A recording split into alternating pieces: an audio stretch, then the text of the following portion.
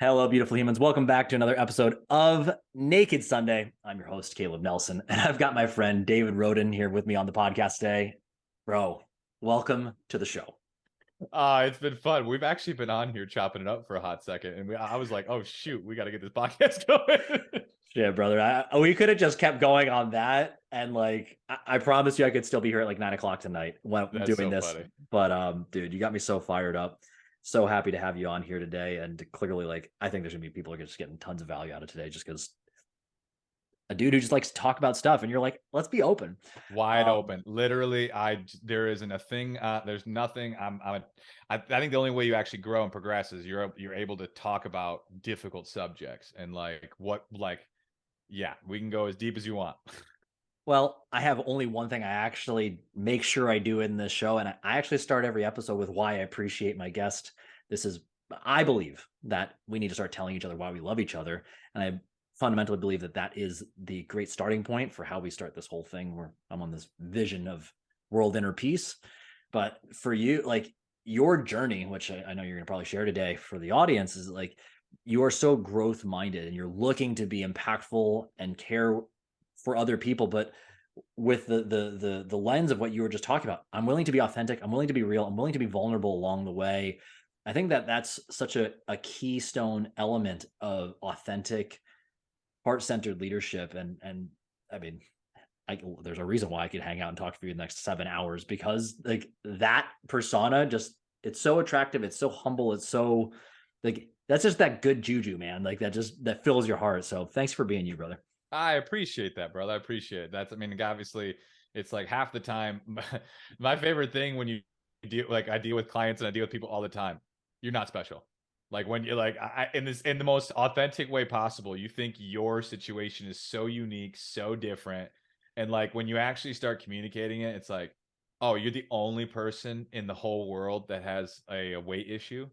Like you're the only person that struggles with overindulging. You're the only person that has kids and a family and maybe has an abusive past or whatever it may be. You're the only one that's going through it. And the more people articulate, like, hey, I went through that shit and this is how I got through it and this is what I did. And like people are like, oh, okay. Well, then if you can go from this position to this position, then I can too. Like you just got to figure it out. So yeah, 100%. Dude, that's just good leadership, man. Being willing to share who you are with those who are struggling, and just being honest. Like that, you can't really ask for much more. After that, it's up to them to do the work. Like that's just life. But Mm-hmm. that exchange there, I think there's so much space for growth and meaningful connection, man. I love that you just step into that completely. It's awesome. Appreciate Um, it. let's do this. You know yourself better than I. Share with the audience. Dave, who are you? Absolutely. So my name is David Roden. I'm 31. And over the last decade, pushing this summer, I will be down 200 pounds for a decade now. Obviously, I've had some intentional bulks, intentional cuts. So like there's been some weight gain. That's part of putting on muscle mass, guys. It happens.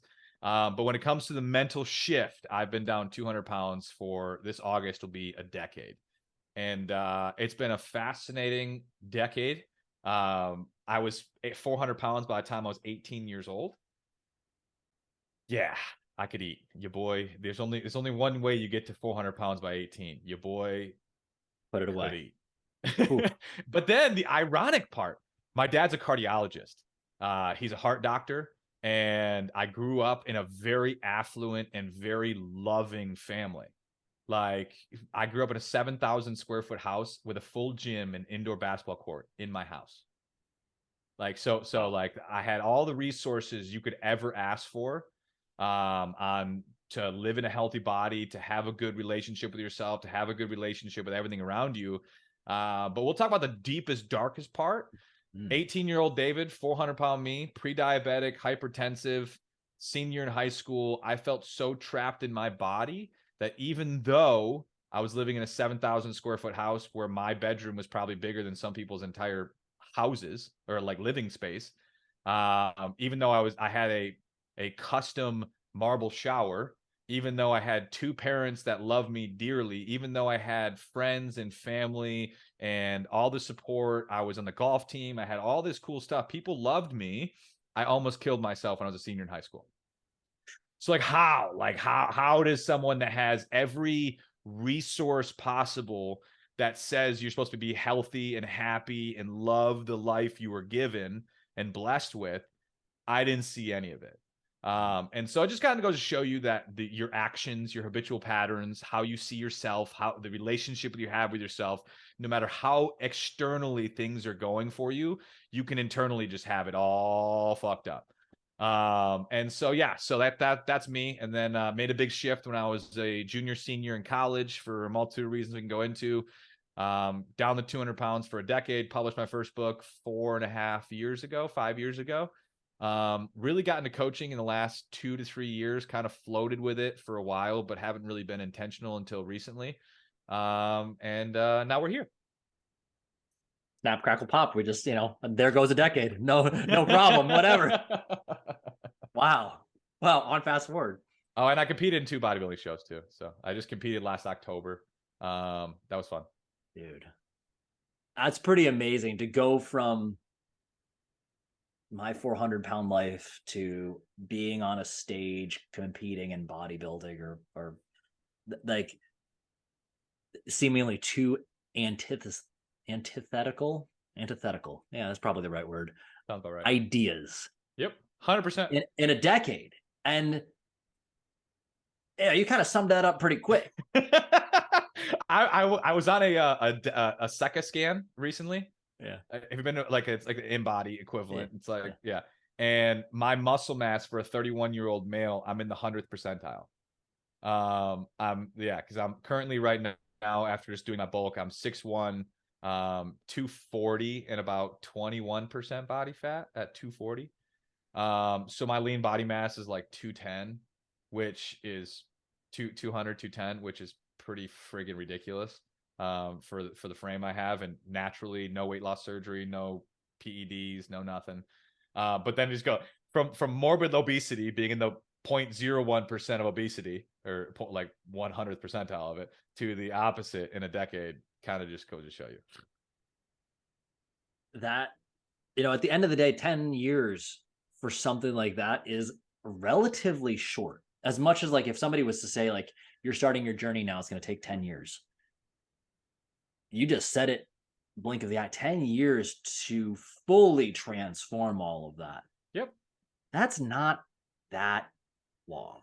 It's not that long, but it also gives perspective on, like, I think it's super important in the midst of, like, if you're in a like obesity in particular, if you need to lose over 100 plus pounds, number one, it took you years to get in that position. Like, don't kid yourself. It took you years. Like, even with 400-pound me at 18, it took years to get me there because I was sitting a lot. I was eating a lot.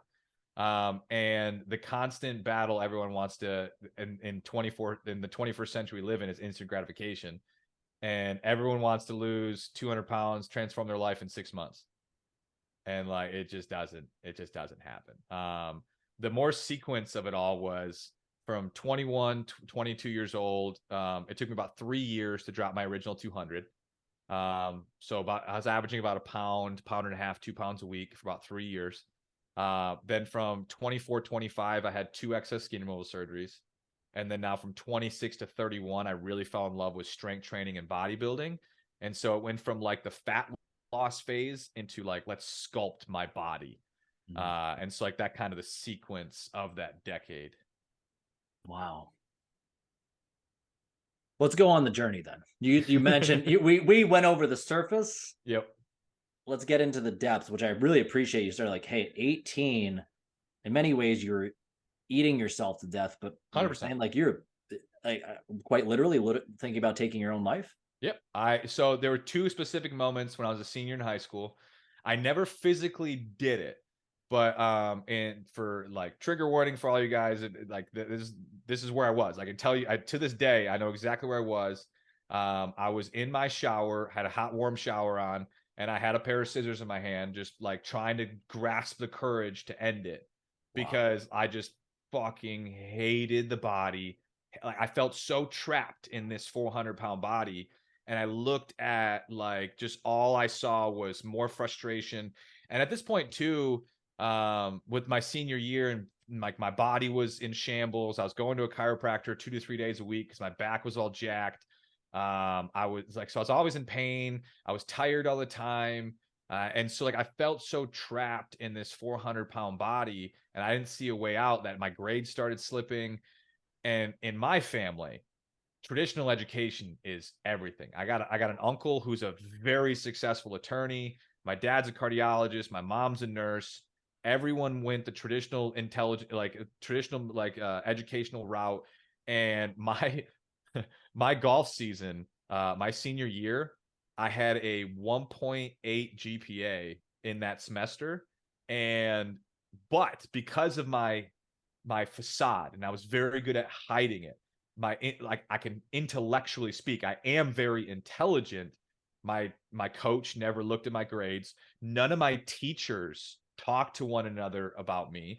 No one knew that my grades were in such a shit place my senior year final semester, because from the outside everyone's like, "Oh, it's David. Like he's the funny fat kid. He's got it all together. He's on the golf team. He's got this, he's got that." But behind closed doors it was shambles. And so like I didn't think I was going to get into college, and that's a big deal for my perspective at the time. And so 400-pound me, not going to college, I'm a failure, I'm better off not here. Wow. That's what it came to. And like, you can understand, like, I don't judge people when they get into that like suicidal place, because I love neurolinguistic programming and like the fundamentals of it when it comes like Tony Robbins and everyone who teaches that world. Because at the end of the day, no matter how irrational the thought process, you're doing it for a positive intent. Like me at 400 pounds, I still was doing it because I felt my life would be better done than continually going. Now, obviously, I was wrong. Like, but at the time, my thought process, I was better off dead than alive. And I'm glad I didn't. But I understand how people can get to that position. Well, you'd brought up identity in Mhm. all of this. And that's something I've deeply sat with. And I think that that's super important here.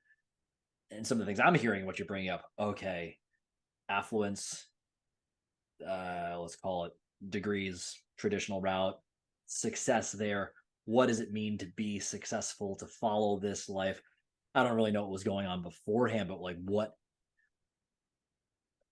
we see ourselves as, like like what is my value as a person if all we're doing is hedging our identity around what these external variables are saying, like this is what you need to be good, as Yep. you're mentioning with all this NLP stuff, like I'm doing it to be better. Well, apparently this identity is not working, so I should like not be a burden to society. Like that's kind of what I was hearing Yep. in that sense.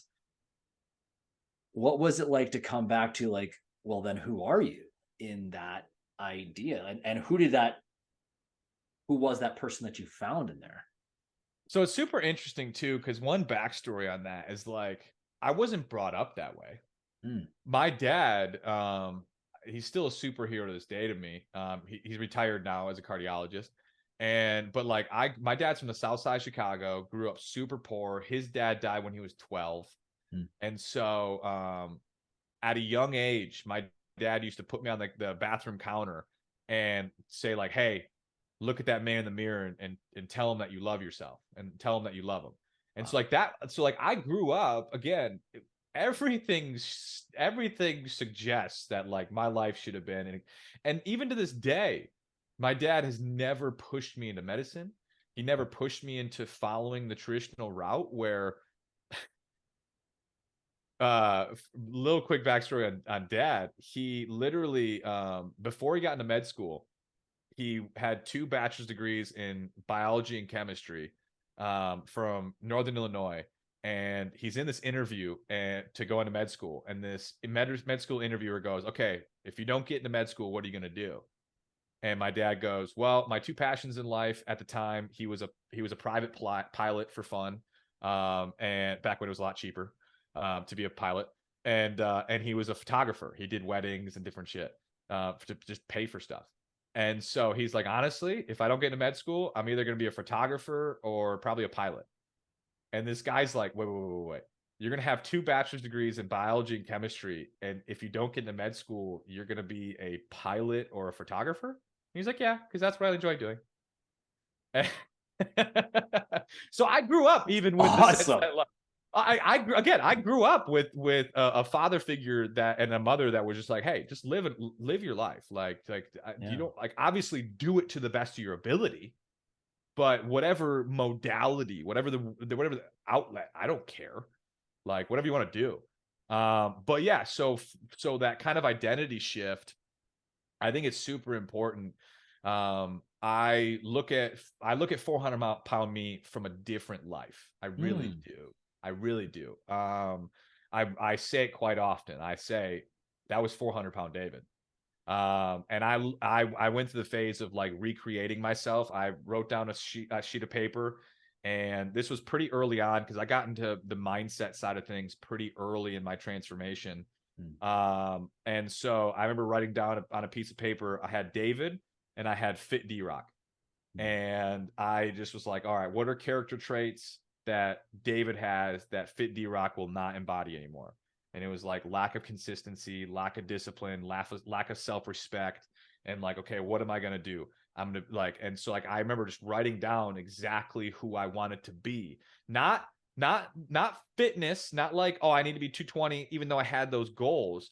It was deeper than that. It was like, what are the character traits that I want to embody that would make me become this person? Because this person is just a bunch of character traits that you do over a habitual period of time. Like that was the biggest mental shift for me, because the first book I read at 400 pounds, because I got into a group of people that were really big into personal development, and we can kind of dive into actually the early momentum phase of my weight loss was in a network marketing company. Oh Um, shit. yeah, I'm the devil incarnate over here. I have a love-hate relationship with MLM. I do. I But mean, at the end like, of the day, it is technically just really a marketing strategy. It's how it's a it's just deliver. Yeah, that's it. I know people have such a like my whole thing. We can go into the tangent of MLM. But like what gets me is like everyone hates MLM for being this quote unquote pyramid scheme, and it's like, have you ever looked at how real estate works with brokerages and real estate agents? Have you ever looked at insurance with insurance? Like every industry you go into is a pyramid. But I digress. I'll go one Uh, step further. Every business that has a management anything. structure has a management structure. How do you think like people are making money on the margins of other people's time? That Yeah, is what it is. That's and it. that's a reality. And like obviously it has its pros and cons, and there's issues with MLM. We can talk about it, but like, Sure. but yeah, so like that was the biggest thing for me though was, again, that the MLM brought me an environment to grow. That's what it did. The people I was with, Luke, Jamie, I was actually on the phone with Luke earlier today, still deep friends of mine to this day. They just instilled like this idea of progression and personal development and growth and recreating and redefining who you are. And so the first book I read was The Compound Effect by Darren Hardy. And that shit, that fundamental was a big shift for me, because the book is freaking simple. Like, the compound effect is such an easy thing to wrap your head around, but it's so profound once you understand. Because looking at 400-pound me, one of the things that helped me captive beyond anything was the idea of having to lose 200 pounds. Like there's just no way. There's no way. There's no way I'm losing 200 pounds. Like, no one does that. I'm just too far gone. And it's like the compound effect. What is that? Well, guess what? If you lose 2 pounds a week for 100 weeks, you lose 200 pounds. Oh, okay. I can wrap my head around that. So I can lose 2 pounds. And so that was my start. I didn't care about losing 50. I didn't care about losing 100. I didn't care about losing 200. This idea that 400-pound me was thinking about bodybuilding at 400, not a fucking chance. Honestly, 400-pound me, the biggest thing I can conceptually wrap my head around was focusing on 2 pounds a week. That was it. I was 410 at the time. I was like, all right, David, next week you're going to be 408. Boom, I hit it. Okay, sweet. Next week, 406. Boom, I hit it. Next week, 404. Boom, I hit it. Next week, 402. Boom, I hit it. I didn't give a shit about 50, 100, 200. That mental shift for me of just breaking down into weekly goals of just something you could wrap your head around and believe in made one of the biggest mental shifts. Now, when I hit the scale at 50 pounds, I really made that like emotional catalyst to I'm changing my fucking life. But that did not happen day one. Like, I think, contrary to popular belief, you don't have to have this like day one. The lights open up, the clouds, Jesus screams down at you, it's time. Like, no, you don't. Like, I didn't have that at 410-pound me. I was just like, you know what? I can lose 2 pounds this week. And I did. And the next week, I'm going to lose 2 more pounds. And then I did. And the next week, I'm going to lose 2 more pounds. I didn't have like a big mental breakthrough until after I'd lost like 50. That was when my big was like, I'm changing my life hit. But that's the whole point to me is like, there's a lot of different, like, some people day one make the switch. I wasn't one of them. It took me a little bit to like build momentum to then boom, I'm shifting. So yeah, that was I kind of like that think, identity. yeah, I appreciate you sharing that. And I actually think your story is actually more real. And I don't actually, even those people who say day one, it all changed. The reality is there was probably a sequence of events there. They were increasing their confidence in Yep, other things that led to that moment that maybe it just portrayed that. But I mean, at the end of the day, like you got to lose 2 pounds before you can lose 50. 100%. And like yeah, it's like me right now with this big old box stream of vision I have that we were just talking about before. Like there is so much to go on with this dream I have, and you got legal, you got accounting, you got this, you got that. I have no idea how any of it works. I'm gonna figure it out by start with the vision, and then we're gonna break down into bite-sized pieces, baby. Like just go as far as you can, and once you get there, you'll see further. And so yeah, that was just when you talk about like identity shift, that was a big one. But I mean, again, I've evolved being down a decade, there's been shifts and for different reasons along the way. Yeah, but that was the first. What was your biggest hurdle in like the middle of that?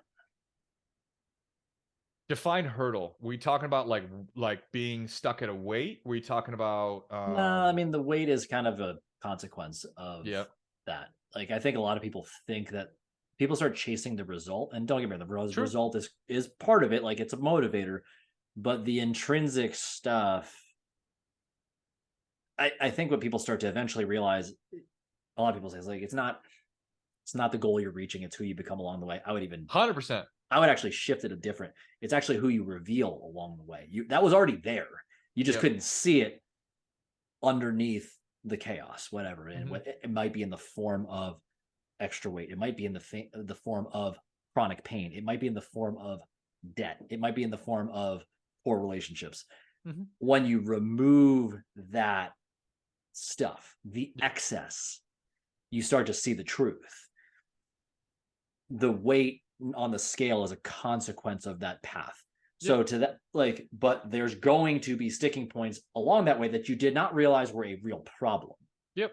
So, like, for you, what was that kind of? I mean, essentially, it comes down to mindset stuff. But like for you, what were some of those big things? Because I think that's I would huge say for people. 100%. I would say a big mental shift was the hyper obsession of like food as an emotional thing.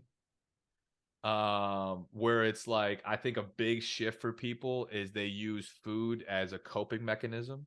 They use food to deal with emotions, and it's just not a very good strategy.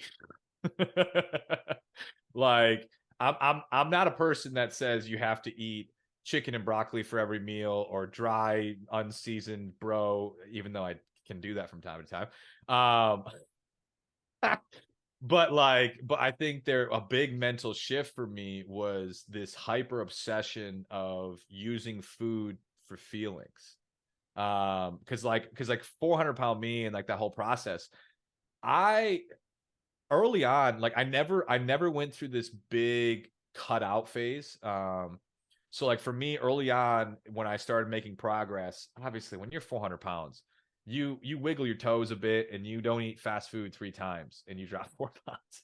It just, as you get leaner, as you get more, it takes more. But like early on, you wiggle your toes and you don't eat McDonald's twice and you're doing pretty good.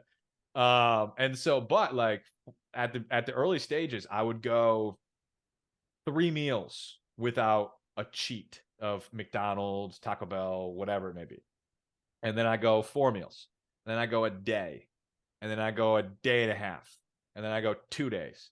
And then I go 3 days without a exorbitantly high calorie indulgence of some sort.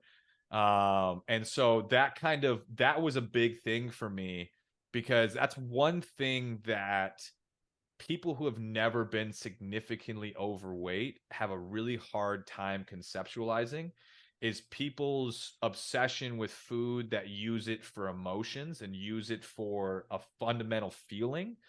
Like, wait, why do you just have to eat this whole pizza? Just eat 2 slices. Like, what's so hard about that? Like, it's like you don't understand when you like people that use food as an emotional like support, that breaking that habit, breaking that like connection is a fucking bitch because like it's just because it like I like, to this day I can still tell you, oh my gosh, eat an entire pizza and like a couple like oh it just like oh to this day it just feels good. It just feels good. Now it isn't ideal by any means. But like that emotional connection to food was honestly one of the biggest shifts for me that you need to really work on. Now, I'm also a person of like, you do not have to cut out chocolate to live in a healthy body. You do not have to cut out fast food to live in a healthy body. You have to limit it.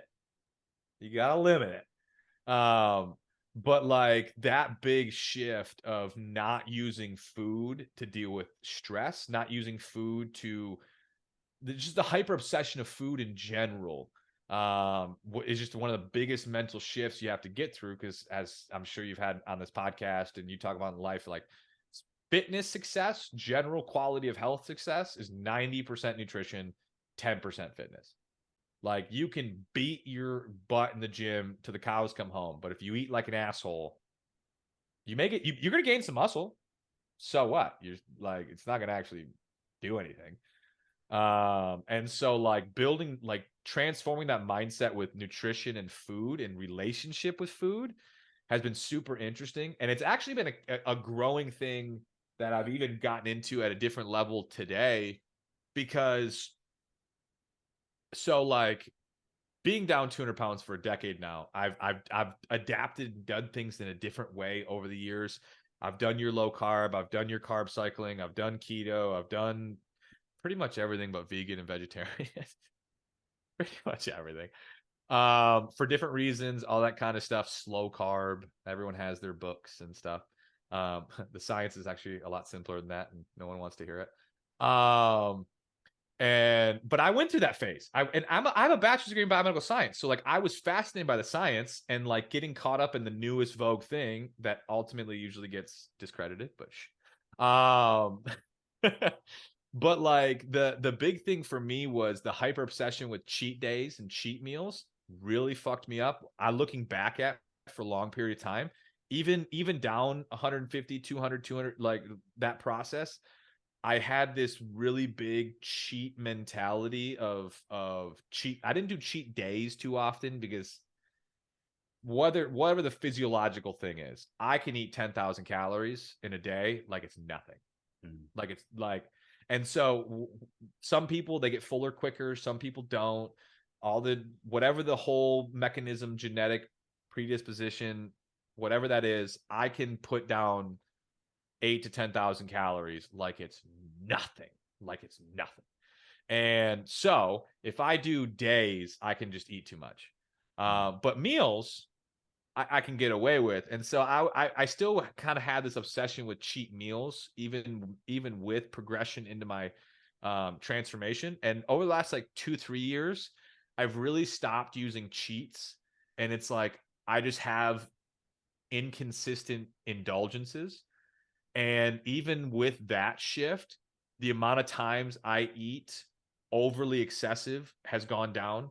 The amount of times I like, because like I could look back at 4 years ago or so, before after my first competition, I went from 212 to 252 in 6 weeks, post my first bodybuilding show, because just that heavy restriction.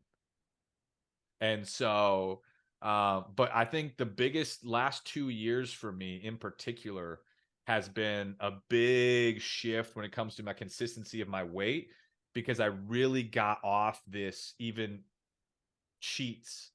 Like, it's like, I'm just indulging from time to time, and I'm not even going to plan it. Like, I don't even overly focus on indulgence meals. I'm just, oh, I'm at Cheesecake Factory. Yeah, this 1,600 calorie cheesecake. I haven't had anything in a while. Fuck it. I'm gonna do it today. And then the last 3 times going to Cheesecake Factory with the family, I haven't gotten anything. Didn't even think about it. It wasn't even like I had no emotional connection to it. I'm like, I'm gonna do it from time to time. But there is this level of the whole mentality of what you resist persists. Like, if you're constantly in this like, when's my next cheat meal? Oh my gosh, I'm waiting for, and it's like this resistance, and I got to hold off for this next. It persists in this way from obsession. And honestly, one of the biggest shifts for my consistency and weight up until now has been just like getting rid of that completely and being like, you know what? I'm going to act like a normal person, indulge from time to time. I'm not going to obsess over it. I'm not going to, you can plan it if you want to, but it's not this identity possession of food that I used to have. I really appreciate you sharing all of that. Let me take a few. I'm going to kind of wander through a few thoughts that came out for me. One was the power of you dropping cheat. You mentioned neuro-linguistic programming. The way people think comes out in your words. There's a friend of mine who was on the podcast. He's the owner of Unlifted Coaching. They focus all on like language and stuff like that, the victim mentality, all that. Cheat starts to denote a qualitative label you're placing on what you're eating. Yep. Which is really an expression of, this is how I think about myself. If I have this, I am bad. If I don't have it, I'm good. Restrict.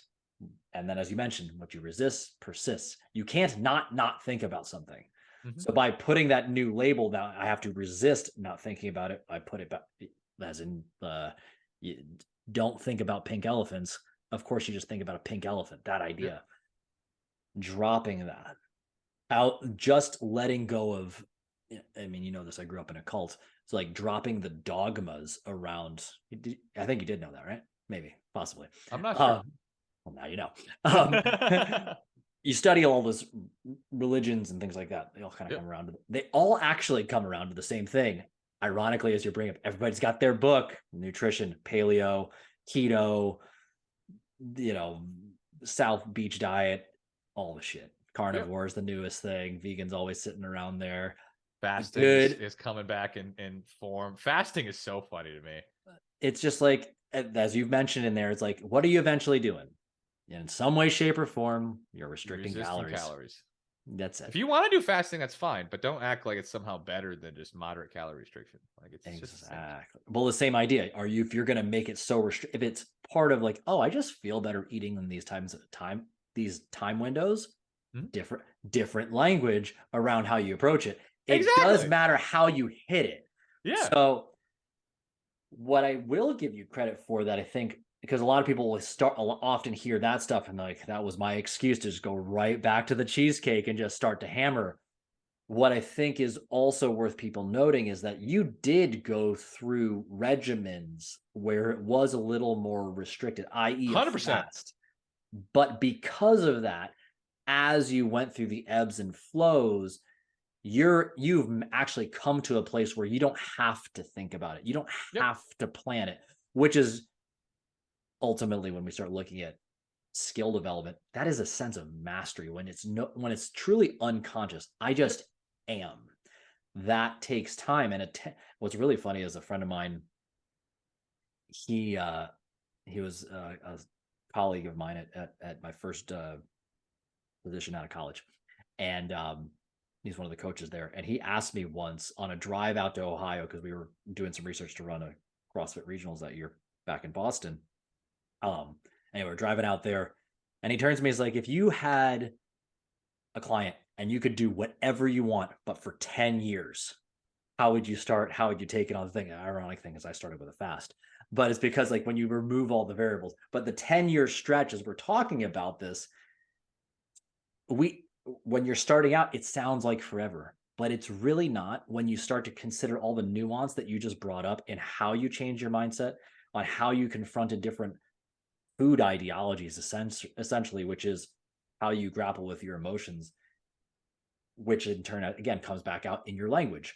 Mm-hmm. You're 10 years in, and you said, what, 2-3 years ago you just stopped calling it cheat meals, in a sense. 100%.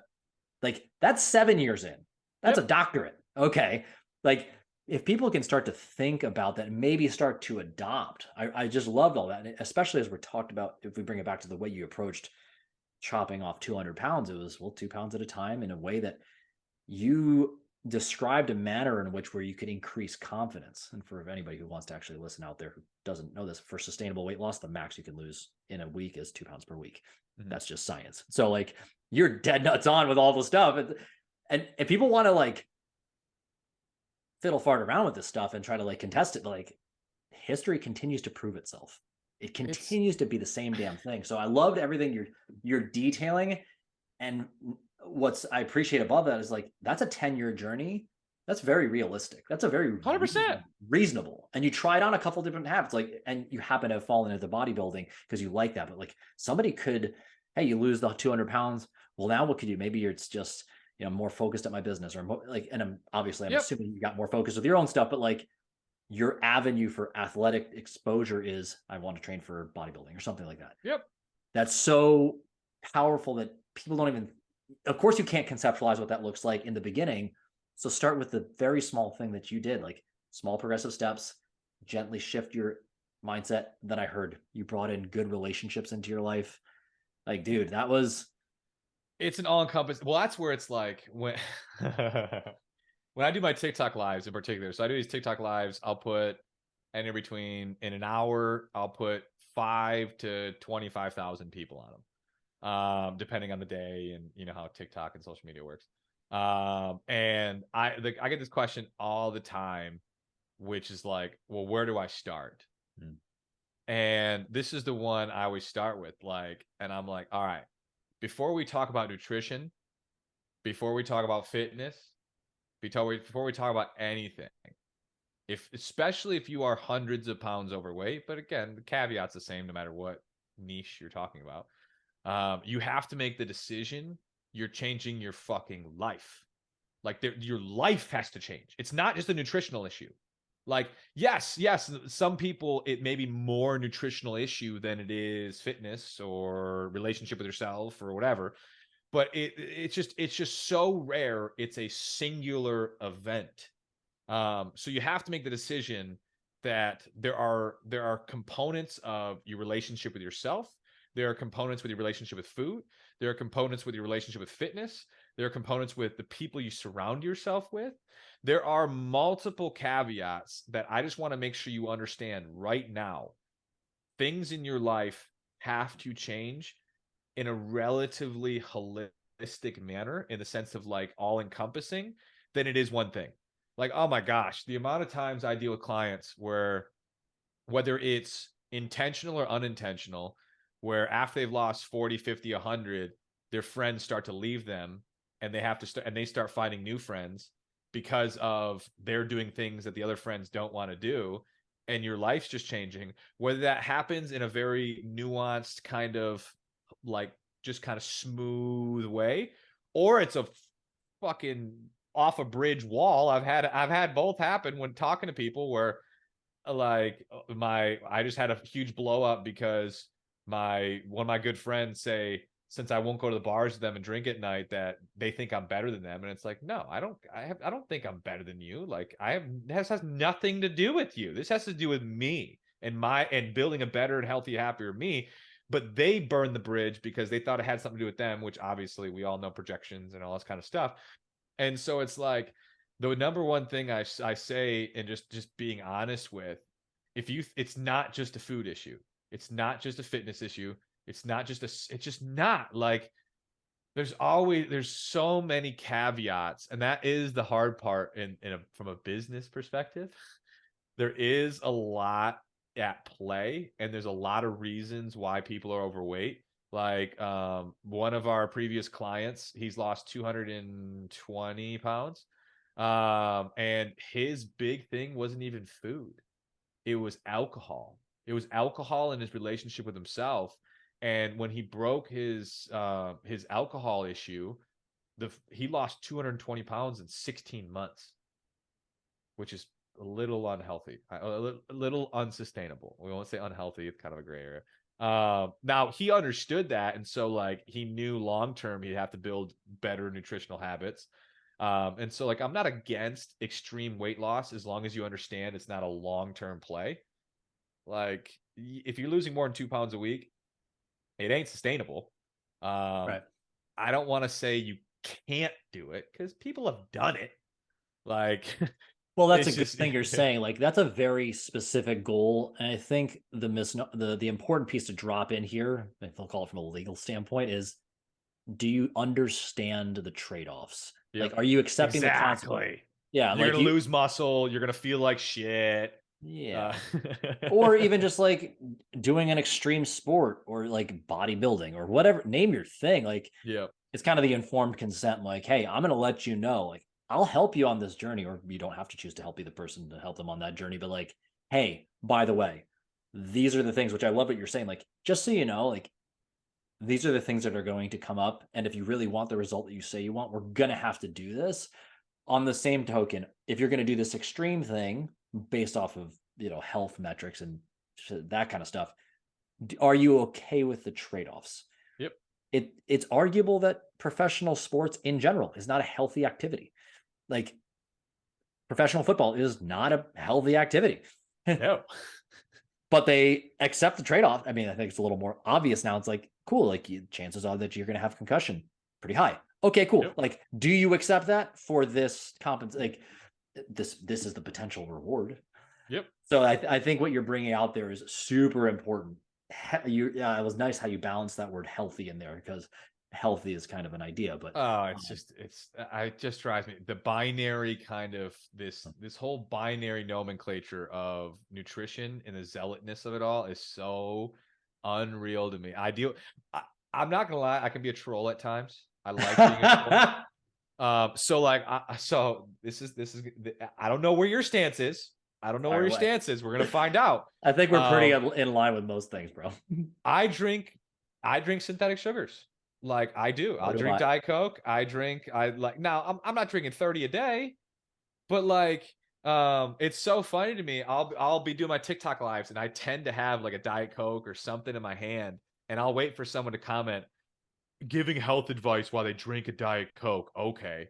And I'm like, yes. Actually, it happened yesterday, and it was super funny Yes.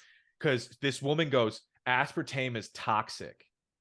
And I'm like, okay, cite your human trials, cite them, because if it's so toxic, it should be pretty easy and prevalent to find. And then she made some comment, and I click on it, and her name had RN something something something, and I'm like, wait, are you a nurse? And she's like, yes. And I'm like, you're a nurse, you have medical background, and you actually think aspartame is toxic, like in the sense that it's going to kill you, in the sense that like, and I'm just like, that's embarrassing actually. Like, if you don't have any medical background and you get caught up in the zealot culture, I understand, because you have no understanding. I But like when you actually, I'd be curious to get your take on this. I apologize for interjecting, but you're good. I find that it is more people with letters before and after their name that are wound into that, because you have to think about the think about the preset to get into that. Yeah. It's by the book. It's classically trained. I was just talking with my friend that I'm going to introduce you to Yep. yesterday. You're classically trained. This is the way. I think we forget, like, go back to like seventh grade science where like you learn the scientific method. Yep. Those are the principles of science. Keep testing your Yep. assumptions. If anything, if you're intellectually humble, like, I love what you're saying though. And people, I think this is where you're going with it. And I apologize if I'm jumping Yeah, you're ahead. good. People don't understand dose. Dose. That's exactly where I was going. Like, it's just like toxicity is always in the dosage. My favorite, and like, so like I went to this, I was like, I do this one constantly because when push comes to shove, getting someone to transition from regular pop and regular sugar to diet when it comes to calories and sugar consumption is going to help someone out so much with their fucking health. It's crazy. Maybe in 30 years of consuming, it may increase your risk of cancer by, I don't know, 1% or whatever the freaking data is going to be. But the diabetes and hypertension and all this shit is going to kill you way faster. Diabetes. Dude, And so, like, that's the classic, like, stop the bleeding first. People yeah. forget, like, and that's because it's like, which I think is a really hard part in what you're talking about here with this binary ideology, is that people are trying to jam an ideal, which is Yep. again ideology. Somebody's basically their religious doctrine of name food. But Yep. like, you're trying to jam perfection down somebody's throat who feels like a complete and utter failure, and they have no confidence at all to even take the first step. Now you want them Yep. to take the 1,000th step? Jesus. Like, Yeah, it's like what are you gonna, and you talk about empathy and like the side of the two sides of the coin. Like I understand like empathy, like understand where they're coming from. They can't, like, they have no, like, this whole idea of where it's at.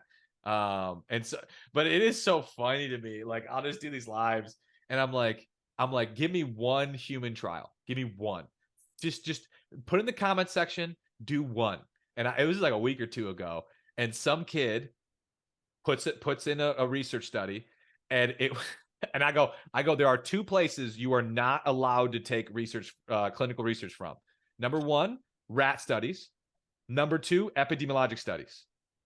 As long, if so, human trials. Give me a human trial that shows anything of what you're saying is true.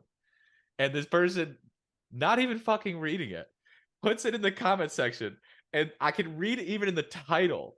It was an epidemiologic study, and I'm like, bro, you obviously don't even know how to read clinical research because you just chose an epidemiologic study, man. yeah. You don't even know what that means. So And stop it. it's so rough to see that happen. And I mean, let's take it back. Like, there's the other side of it for somebody who could, like, gets met with that kind of stuff like yourself. It's like, Yeah, it's hard because at the same time, that person it's in doubling down. they're doubling down on being, it's come, I like to believe, I don't believe, like, I believe people are doing what they think is the best interest. Like, they actually want 100%. help. This goes back to NLP. Like they So truly believe what they're doing is the right thing to do. so it's hard to be like, I get where your intention is, but that's where, like, hey, people can do some wild shit So out of good go intention. 100%. So I've been reading. So I really enjoy Stoicism and Mhm. Marcus Aurelius.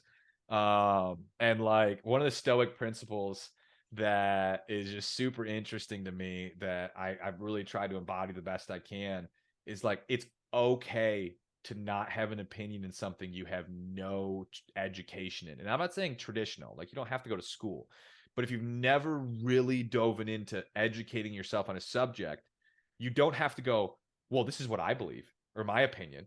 Like I had a truck driver on a live one time, and he made some comment. I think it had to do with carbs because he went low carb and lost a bunch of weight and blah blah blah. And he's making a bunch of insulin and sugar comments and all this kind of stuff. And I go, hey man, you've lost some weight. That's great. You're like, but I'm just telling you, like this fear of carbs is not warranted.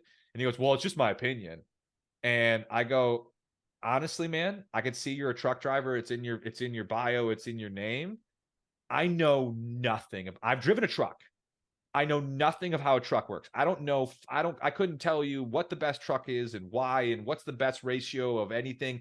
I won't even act like I know what the fuck I'm talking about, even though I have driven a truck. You, on the other hand, lose a little bit of weight and you think you know all this stuff. It's okay to not have opinions on everything.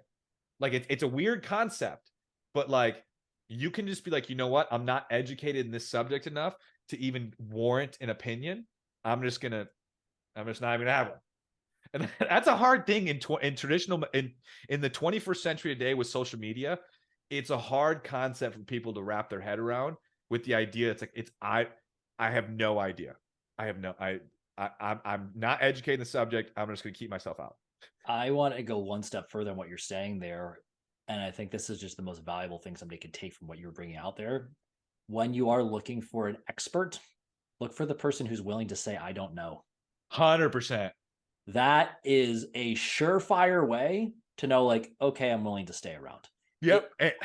I had you'll like this part. I had a guy who, in one of my intake kind of things, the question I ask at the end is like, what's one thing I could do to provide value on this call? Mm-hmm. His response was, tell me something you failed at. The idea behind that was essentially being able to say, like, I was wrong, or I don't know, and being like, cool. Like, and when I asked him about it, because like, dude, I got so hyped for this call just because you asked that nuanced thing. Was like, he's like, well, anybody who hasn't failed, I'm not going to trust them because they haven't applied it and then overcome it and then come back. So the idea of being able to say, I don't know, is so powerful, because often that person also comes with a wealth of knowledge on the one thing that you're going to really know. And even furthermore, probably has a wealth of knowledge around fundamental principles that, by and large, drop that into any field, they could get to decent in a relatively short period of time. 100%. You know, Eric. That's powerful. Eric, who we were talking before. Yeah. So I don't want to say full name and stuff, but like Eric, he made a comment to me. He's like, I won't do business with someone unless they've gone bankrupt twice. This someone worth a lot of money was like, I will not even go into business with someone unless they've gone bankrupt twice. Well, there's that. I think people are not aware of this. I'm for sure you're familiar with the Dunning-Kruger concept. It's like you get to that middle point where you're kind of a novice, but you think you know the fucking magic. And the way I saw this, especially in my CrossFit days, it was like the teenager. And that's a great analogy for most things. Like, it's the teenager who kind of finally sees mom and dad have faults, and they're like, I got you on that one thing, yo. But like in the gym, it was, you're strong enough to actually hurt yourself. Not only just hurt yourself, but also a lot of other people, especially in that environment at that time. It's like, you're strong enough to lift a moderately heavy weight to a certain position that you don't actually have enough control of, which, if you try to do the next thing with that, you could be fucked. 100%. Like, that concept here, ideologically, intellectually, everything you just brought up, dude, we could stop the show right now, and I feel like people be like, just stay with what you were just talking about there, because that's so meaningful. It's so meaningful what you're saying. All right, story time. Yes. All right, here you go. So here's 400. Actually, no, I was like probably 310, 320 pounds at the time, maybe. So I was like a year and a half in. Like a year and a half in. And so so my original nutritional plan, which started in the MLM business, which was Vima, if you happen to know the name of Vima, which was the Verb was the healthy energy drink, is about all this kind of stuff. The YPR. Their original nutritional plan was they had a protein shake and a energy drink, protein drink that had 180 milligrams of caffeine plus 20 grams of protein. So it was like, yeah, you're getting your protein shake, and they're like, yeah, you know what I'm talking about.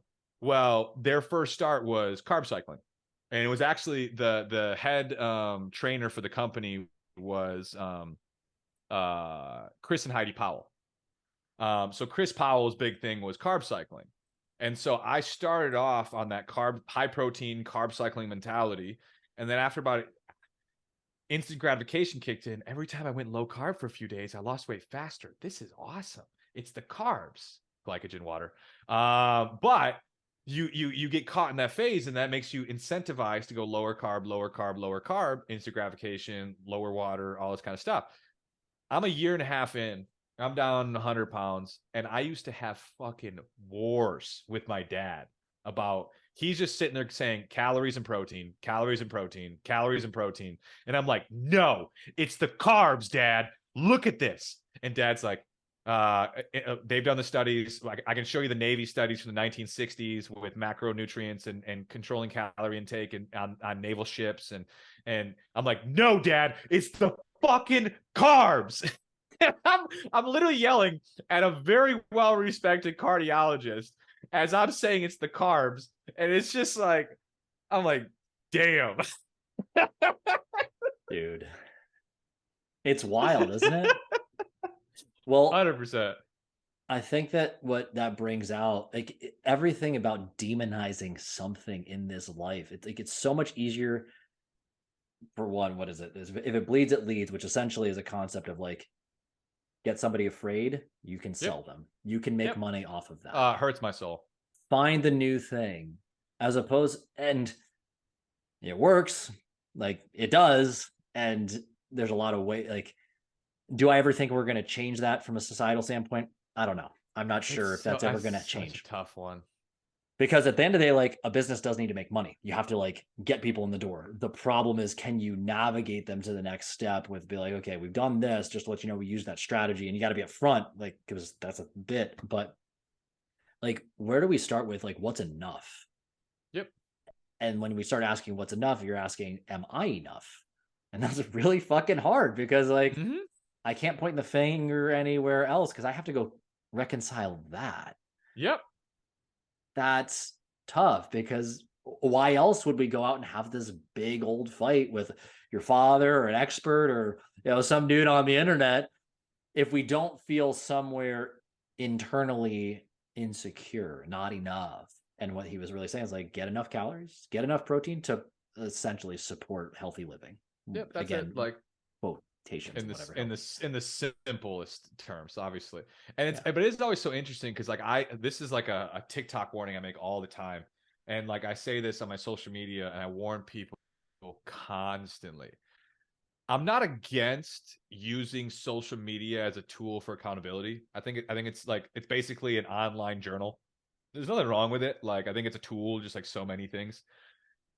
The caveat is the majority of people use it for a really illicitly poor intent, which is getting social media following, getting clout to then basically get enough people to celebrate their progress so they can feel good about their own progress and themselves. And oh my gosh, I It's a deal house of with it. cards. It's a house of cards because for every one person that has a successful social media because of a weight loss transformation, there are 50 to 100 that have great transformations that never see the light of day.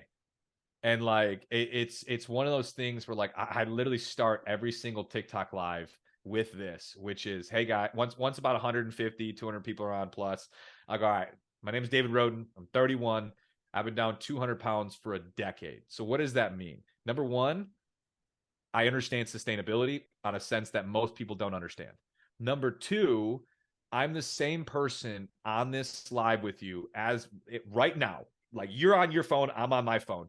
The person I'm in front of you right now is the same fucking person you will ever talk to in real life. I am not Liver King. I don't create a fake persona to try to sell a product. I don't create a fake person to try to make an identity brand for the sake of trying to dupe you into thinking I'm someone I'm not. Because what does that mean to me? I don't need your validation. Like, I appreciate it. Like, if you say, wow, you're an inspiration, congratulations, all this stuff, it's cool. Like, I appreciate it. Don't get me wrong. I do not need it whatsoever. I could get off social media for the rest of my fucking life, and I'm going to be the same person I am right now because I love the person I am. I love how I treat people. I love my character traits. I love everything about me. And I don't need social media as a validation to prove that. Now, I love social media's ability to help people. It also can really hurt people. But like, oh my gosh, I deal with it. You know how many times, like early, middle to stage of ALG. So for you guys that don't know, I started a company called Accountable Life Group. It started off as like a component to just building a community of a support system because a lot of people don't have one, especially if you're in the obesity space, you're probably surrounded by obese people. And when you are in the midst of your transformation, The crab bucket mentality takes over, and they try to pull you back. It's just a reality. And so having a outlet of a support outside of your own circle is beneficial. So that's what we started with. And it was weird because after about 8 months to a year of just building it, we started getting some really, really big accounts to come in. Obese to Beast, Poro, these guys that have 500,000 followers on Instagram and stuff.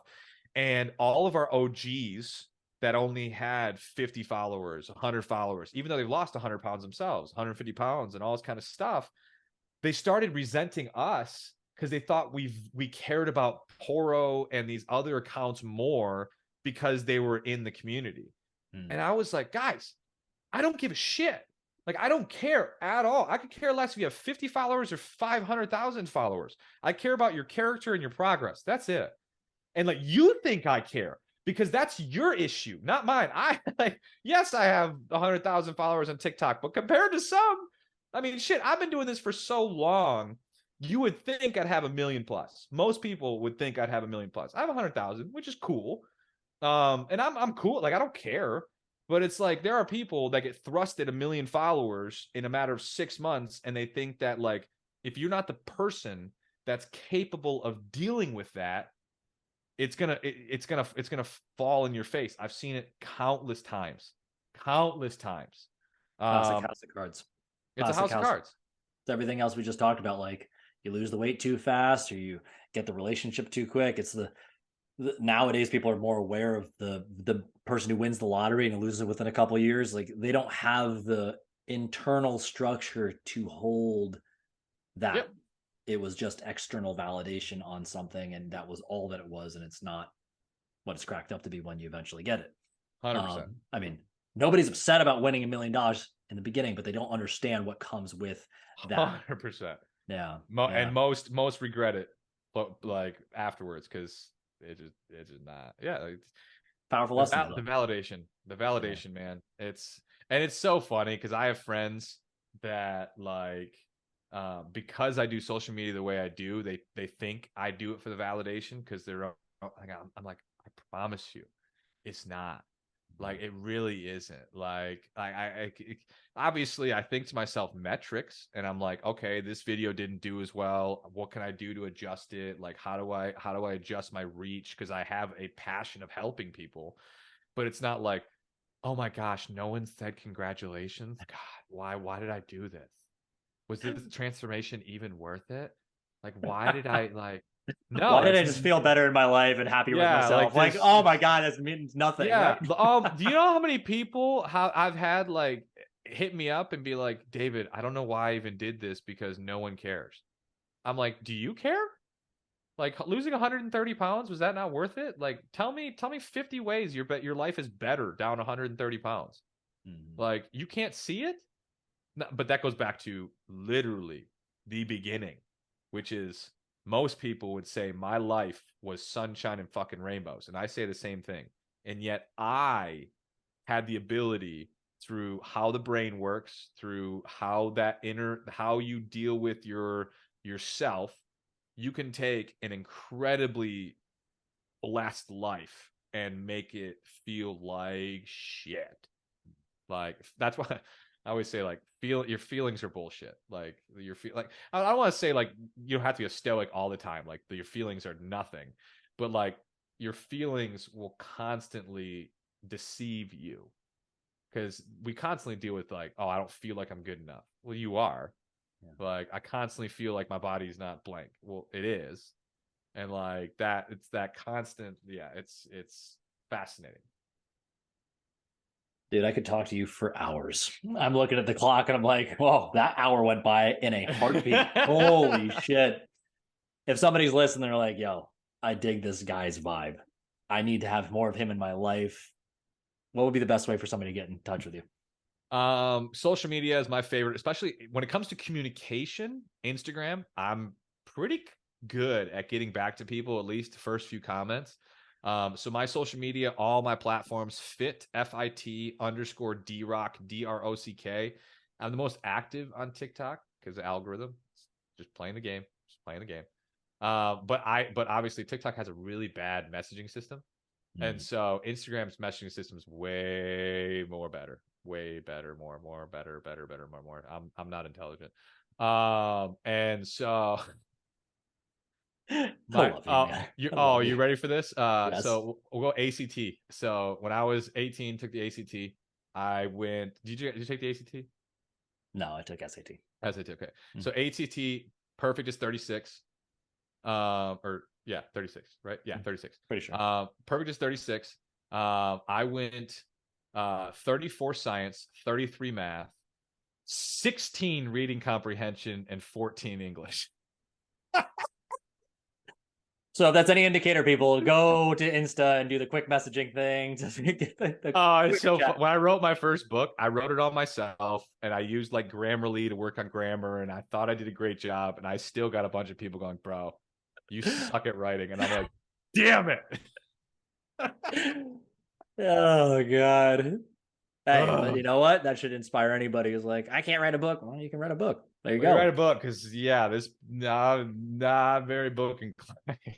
Dude, I fucking love you. Oh, Before we dude. go, my friend, what is your parting words of wisdom to anybody out there? Ooh, I would say the number one parting word.